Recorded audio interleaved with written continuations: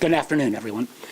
The strength of our democracy depends upon clear lines between politics and law enforcement, between intelligence and criminal investigations, and most importantly, between the White House and the ballot box.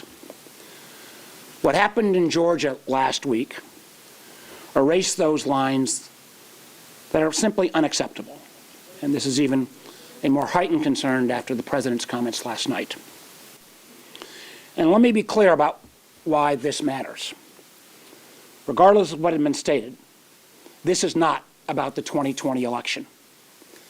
That election has been litigated, audited, recounted, and repeatedly upheld by courts and election officials, including lots and lots of Republican election officials. This is frankly about what comes next. It is deeply alarming that just yesterday the president called for Republicans, his words, to take over and nationalize voting in multiple states.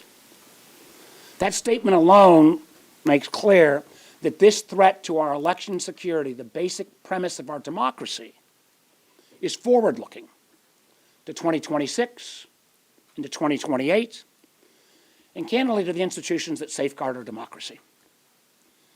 This is about whether these same tactics we're seeing now, or worse, will be used to disrupt free and fair elections. One of the reasons why, as we think about ICE reform, the notion of roving ICE patrols parading around election polling stations is a very real and legitimate concern. And truthfully, as we've seen, whether the very institutions meant to protect our democracy will be misused to upheaval. So let's be clear. It is inappropriate for a sitting president to personally involve himself in a criminal investigation tied to an election he lost. It is inappropriate for the president to advocate for actions that are wholly at odds with the Constitution and 2.5 centuries of state and local elections. It is inappropriate for the Director of National Intelligence to insert herself into a domestic law enforcement operation far outside her statutory role. And it is profoundly inappropriate for either of them to blur the lines between intelligence, law enforcement, and partisan politics. But that is exactly what happened last week in Fulton County. As Vice Chairman of the Senate Intelligence Committee, I want to underscore a core legal boundary.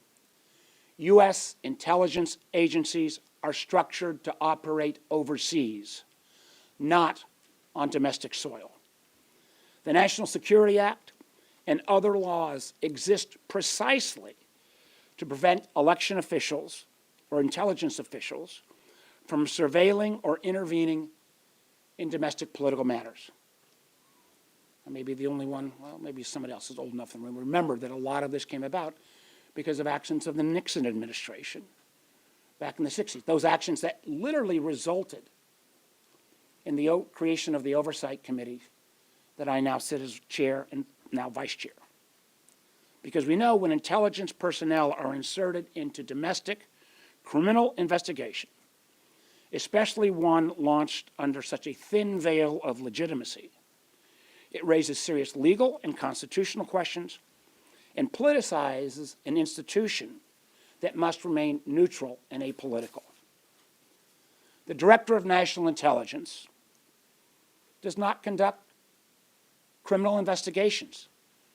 She has no role in executing search warrants, and she does not belong on the scene of a domestic FBI search, particularly one tied to the president's personal grievances carried out under the pretense of normal law enforcement.